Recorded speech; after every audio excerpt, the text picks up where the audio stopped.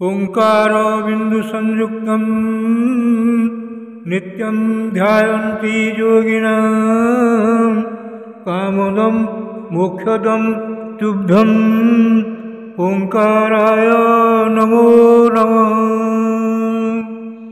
गुरु ब्रह्मा गुरुर्विष्णु गुरुदेव महेश्वर गुरु साक्षात् परं ब्रह्म तस्मै श्री गुरवे नमः। अज्ञानतिमिरान्धस्य ज्ञानाञ्जनशलाकया चक्षुरुन्मीलितं येन तस्मै श्री गुरवे नमः। अखण्डमण्डलाकारं व्याप्तं येन चराचरं तत्पदं दर्शितं येन तस्मै श्री गुरवे नमः। ध्यानमूलं गुरोर्मूर्ति पूजामूलं गुरोर्पदं मंत्रमूलं गुरोर्वाक्यं मोक्षमूलं गुरोर्कृपा। ब्रह्मानन्दं परमसुखदं केवलं ज्ञानमूर्ति द्वन्द्वातीतं गगनसदृशं तत्त्वमस्यादिलक्ष्यम् एकं नित्यं विमलमचलं सर्वधी साक्षीभूतं भावातीतं त्रिगुणरहितं सद्गुरुं तं नमामि। मन्नाथ श्री जगन्नाथ मद्गुरु श्री जगद्गुरु मदात्मा सर्वभूतात्मा तस्मै श्री गुरवे नमः। जंधारु ब्रह्ममूर्ति प्रणवतनुधरं सर्ववेदान्तसारं भक्तानां कल्पवृक्ष भवजलतरणि सर्वतत्त्वानुतत्त्वं योगीनां हंसतत्त्वं हरिहरनमितं श्रीपति वैष्णवानां शैवानां भैरवश्च पशुपति परमशक्तितत्त्वं च शाक्तं बौद्धानां बुद्धसाक्षात् वृषभजतिवर जैनसिद्धान्तसारं तं देव पातु नित्यं कलिकलुषहरं नीलशैलाधिनाथम्।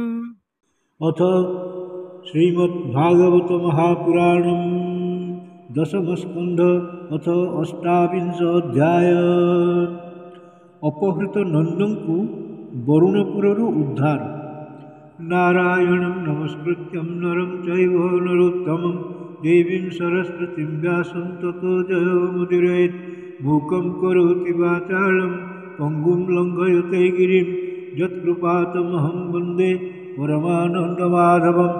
निगमकल्पतरोर्गलितं फलं सुखमुखादमृतं द्रवसंयुतं पिबतं भागवतं रसमालयं मुहुर्मुहुः रसिका भुवि भावुकाः। श्रीशुकोवाच एकादश्यां निराहारः समभ्यर्च्य जनार्दनं स्नातुं नन्दस्तु कालिन्द्या द्वादश्यां जलमाविशत्। तं गृहात्वा नयद्मृत्यो वरुणस्यासुरान्तिकम् अभिज्ञायासुराम्बेलां प्रविष्टम् उदकं निशि। चुक्रुसृष्टं वपश्यन्तः कृष्णरामेति गोपकः भगवान् अस्तुपस्मृत्यो पितरं वरुणाहृतं तदन्तिकं गतो राजन् स्वानाम भयदो विभुः।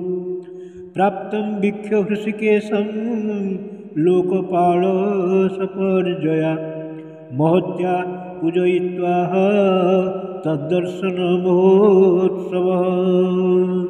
वरुणोवाच अद्य मे निभृतो देहः दैवार्थितोऽधिगत प्रभो त्वत्पादभाजो भगवन् बापुः पारमध्वनः। नमस्तुभ्यं भगवते ब्रह्मणे परमात्मने न यत्र श्रूयते माया लोकसृष्टिविकल्पना।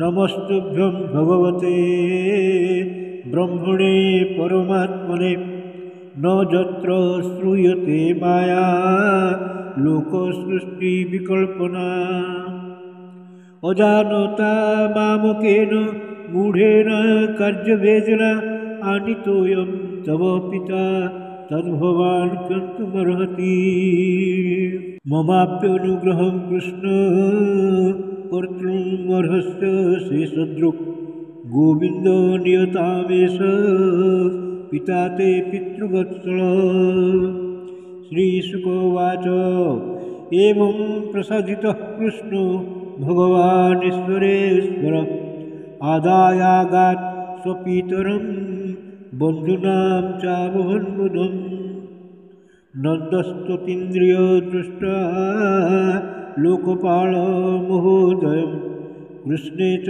सन्नतिं तेषां ज्ञातिभ्यो विस्मितो ब्रवीत् ते तत्सुको धियो राजन् मत्वा गोपास्तमीश्वरम् अपि न स्वगतिं सूक्ष्माम् उपाधास्य दधीश्वरः इति स्वानां स भगवान् विज्ञया क्रीडदृक् स्वयं संकल्प सिद्धये तेषां रूपयित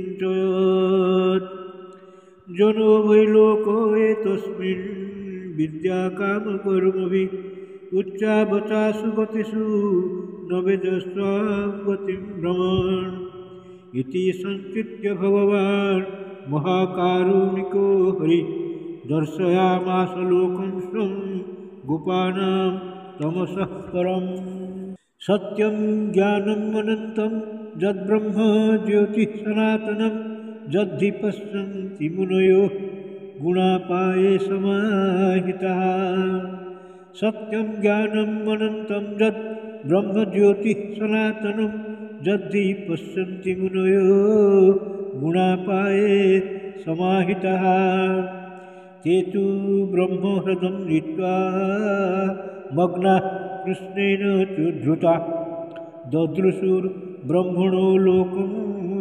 जत्राकुरो जगात्पुरा